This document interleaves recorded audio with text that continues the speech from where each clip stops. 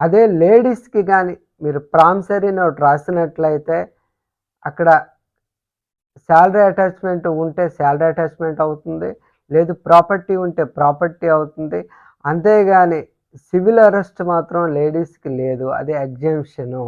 అందుకే promissory note రాసేటప్పుడు లేడీస్‌కి అస్సలు రాయకండి.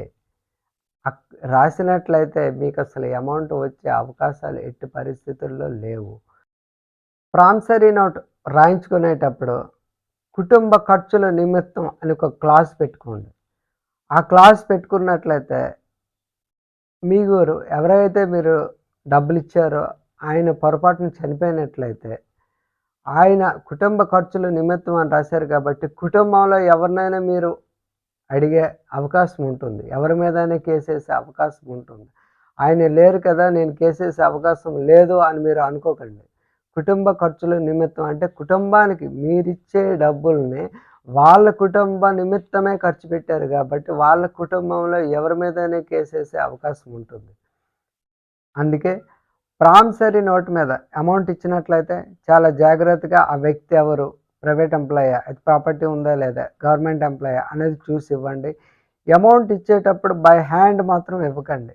ఎందుకంటే బై హ్యాండ్ ఇచ్చేటప్పుడు ఎవిడెన్స్ అనేది కరెక్ట్‌గా ఉండదు. చెప్పలేరు. విట్నెస్‌లు కూడా పక్కన ఉన్నా సరే ఏ నోట్లు ఇచ్చారు, ఎ ఎంత అమౌంట్ ఇచ్చారు, ఎలా ఇచ్చారని ఎగ్జాక్ట్‌గా చెప్పలేరు. అందుకే త్రూ బ్యాంక్ ద్వారా ఇవ్వడం, లేదంటే ఇప్పుడు టెక్నాలజీ పెరిగింది కాబట్టి ఫోన్‌పే ద్వారా, గూగుల్ పే ద్వారా, ఆన్‌లైన్ ట్రాన్సాక్షన్ ద్వారా మీరు అమౌంట్ ఇచ్చినట్లయితే ఈజీగా మీరు కేసు గెలిసే అవకాశం ఉంటుంది.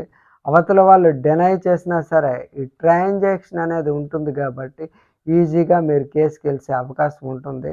కేసు గెలిసినా సరే అమౌంట్ వచ్చే మార్గాన్నే మీరు చూసుకోవాలి. అవతల వ్యక్తి నుంచి మన కేసు గెలవడం ఇంపార్టెంట్ కాదు. మీరిచ్చే అమౌంట్ ఈజీగా మళ్ళీ మీకు రావడం అనేది ఇంపార్టెంట్. అందుకే వచ్చే విధంగా ఉందా లేదా అనేది చూసుకొనే ప్రామిసరీ నోట్ మీద ట్రాన్సాక్షన్స్ అనేవి చేయండి. నమస్కారం.